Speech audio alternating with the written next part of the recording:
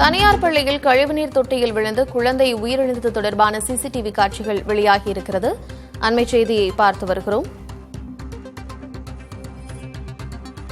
விழுப்புரம் மாவட்டம் விக்கிரவாண்டியில் தனியார் பள்ளியில் கழிவுநீர் தொட்டியில் விழுந்து குழந்தை உயிரிழந்தது. இது தொடர்பாக தற்பொழுது சிசிடிவி காட்சி வெளியாகியிருக்கிறது.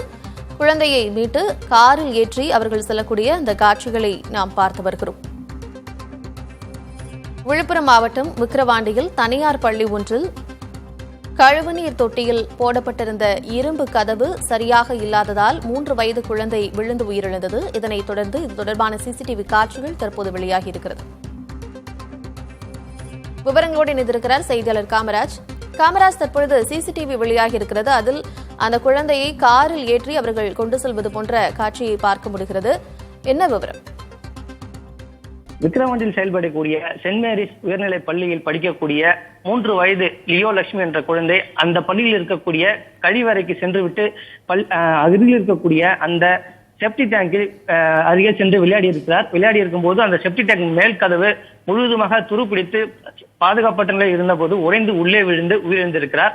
குழந்தை 1.5 மணி அளவில் பள்ளியிலிருந்து வெளியே சென்றவர் 1 மணி நேரத்திற்கு மேலாக வராததால் பள்ளி ஆசிரியர் உடனடியாக அவரை தேடி இருக்கிறார். எங்கு தேடியும் கிடைக்காததால் கழிவறை பகுதியில் தேடிய போது அந்த குழந்தை செப்டி டேங்கில் விழுந்திருப்பது தெரிய வந்தது. இதனையடுத்து இது தொடர்பாக பள்ளி நிர்வாகத்திடம் பள்ளி ஆசிரியர் தகவல் தெரிவித்ததன் பேரில் உடனடியாக பள்ளி நிர்வாகத்தினரே செப்டி டேங்கில் விழுந்து இருந்த குழந்தையை ஒரு 2 கம்புகள் வைத்து மேலே தூக்கி குழந்தையை மீட்டு காரில் அழைத்து சென்று அருகில் இருக்கக்கூடிய முண்டியம்பாக்கம் அரசு மருத்துவமனையில் அனுமதித்திருக்கிறார்கள்.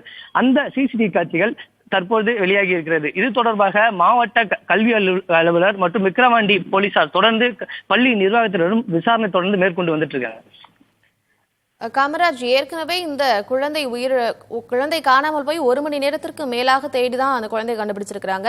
தற்போது வரை இந்த பள்ளியின் மீது எந்த நடவடிக்கை எடுத்திருக்கிறாங்க? அந்த இரும்பு கதவு போடப்பட்டிருக்கக்கூடிய நிலையில அந்த இரும்பு கதவை சரி செஞ்சாங்களா? தொடர்ந்து பள்ளி செயல்படுமா? என்ன விவரம்? அதாவது இந்த பள்ளியில சரியான முறையில பராமரிப்பு மேற்கொள்ளாததால அந்த கழிவறையில் இருக்கக்கூடிய அந்த செப்டி டேங்க் பகுதியில் கூட மேல் பகுதி உடைந்திருக்கிறது.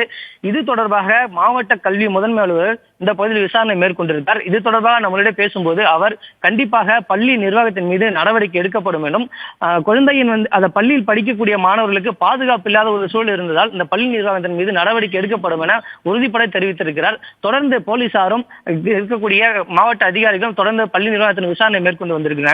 அது மட்டும் இல்லாம பள்ளி ஆசிரியர் இருக்கக்கூடிய அந்த ஆசிரியர் சரியான முறையில் பள்ளி குழந்தையை கவனிக்காததால் இது போன்ற சம்பவம் நிகழ்ந்திருப்பதால் அவர் மீது நடவடிக்கை எடுக்கப்படும் என வாய்மொழியாக தெரிவித்திருக்கிறார். அதற்கான விசாரணை தொடர்ந்து மேற்கொண்டு நடைபெற்று வருகிறது. பள்ளி குழந்தைகளுக்கு சரியாக பாதுகாப்பு இல்லாத சூழல் நிலவி வரக்கூடிய நிலையில் அந்த பள்ளி தொடர்ந்து செயல்படுவது குறித்து நாம் கவனத்தில் எடுத்துக்கொள்ள வேண்டியது அவசியமாக இருக்கிறது. விவரங்களை வழங்கியமைக்கு நன்றி காமராஜ்.